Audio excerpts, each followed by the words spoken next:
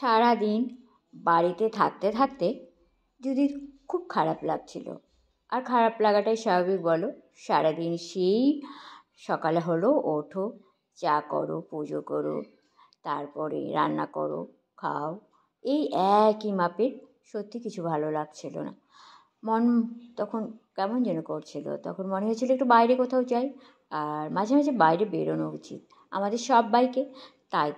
তাই তো রোজকে বললাম, সকাল সকাল ওকে বললাম, এই শোন, আজকে কিন্তু রবিবার মানে সানডে, আর আজকে কিন্তু কোথাও যাব, মানে বাইরে বেরোবো, ভালো লাগছে না, বাইরে বেরোতে পারছি না, বাড়িতে মিস্ত্রি লেগেছে, ওই জন্য বাইরে বেরোনোই সম্ভব হয়ে উঠছে না। তো আমি কিন্তু আজকে তাড়াতাড়ি রান্না করব, খেয়ে দিয়ে দুজনে বেরিয়ে যাব। ও বললো, কোথায় যাবে শুনি? কোথায়? সিনেমা যাও, চলো।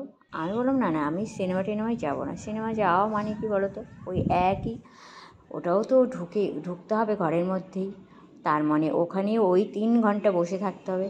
তাহলে আমার কি হলো? আমার তো বাড়ির মধ্যেও তো আমি সিনেমা দেখতে পারি, আমি তো ল্যাপটপেও সিনেমাটা দেখতে পারি, কিন্তু সেটা তো আমি চাইছি না, না। আমি বাইরে কোনো খোলা মেলা জায়গায় একটু ঘুরবো, যেখানে একটু ফাঁকা, স্নিগ্ধতা, বেশ অনেক লোকজন, বা একটু ফাঁকা, এরকম কোনো জায়গায় যেখানে ভালো লাগবে, কিছুটা ভালো লাগবে, মানে বেশ সুন্দর একটা পরিবেশ চাইছিলাম, ভালো লাগবে। তো তো ও বললো, তাহলে তুমি আর কোথায় যাবে? এখানে তো কোথাও আমি সেরকম জায়গা পাচ্ছি না। তো ওকে প্রথমে বললাম, চল না একটু পার্কে যাই। ও বাবা, ও তো বললো, আমি পার্কে টার্কে যাবো না, কারণ এখন পার্কে কারা যায়? পার্কে ছোটরা যায়, পার্কে যাওয়া যাবে না। তাহলে কোথায় যাবে? তুমিই ঠিক করো। বারটা যখন আমার উপরে এসে পড়লো, তো কী করব? সকালে চা হয়ে গেল, পুজো হয়ে গেল, ব্রেকফাস্টও হয়ে গেল, কিন্তু মাথায় কিছুতেই কিছু এলো না। তারপর আমি সব কাজে, এই যে যার উপর আমি সবচেয়ে ভরসা করি, তাকেই আমি সবসময় সব দায়িত্বটা দিয়ে দিই, আর সে নিমিষের মধ্যে সে সলভ করে দেয়। আর এটাই হয়তো আমার অনেক বড় পাওনা। আর এই পাওনাটাই আমি আমার আমার আমার কি বলবো জানো তো, এই জন্যই হয়তো আমার অনেকটা ভালো থাকা, অনেকটা অনেক অনেক কষ্ট ভুলে থাকা। তাকে আমি বললাম যে, তুমিই খুঁজে বের করে দাও, তুমিই খুঁজে বের করো যেখানে আমাদের দুজনেরই ভালো লাগবে যেতে। হ্যাঁ, সেই মতো আমাদের সব কিছু কমপ্লিট হয়ে গেল।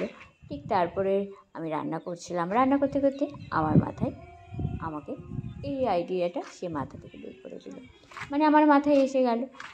তখন ওকে বললাম, চল তোকে একটা জায়গায় নিয়ে যাই, যে জায়গাটা অনেকটা দূরে, অনেকটা দূরে, আর বেশ ফাঁকা, বেশ স্নিগ্ধতা।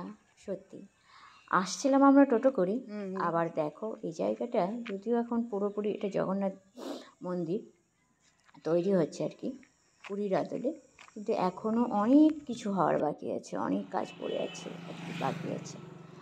তো আমরা এই তো বেরিয়ে চলে যাব, একদম চলে এলাম। তারপর আমরা এই রাস্তা দিয়ে ফিরছিলাম, ঠিক এটা থানা মোড়ের পাশে যে পার্কটা, সেইখানটা পার্কের গেটের পাশ দিয়েই তো রাস্তা দিয়ে আমরা যাচ্ছিলাম, দেখছিলাম সেখানে লেখা আছে যে ফটোগ্রাফি প্রদর্শনী চলছে।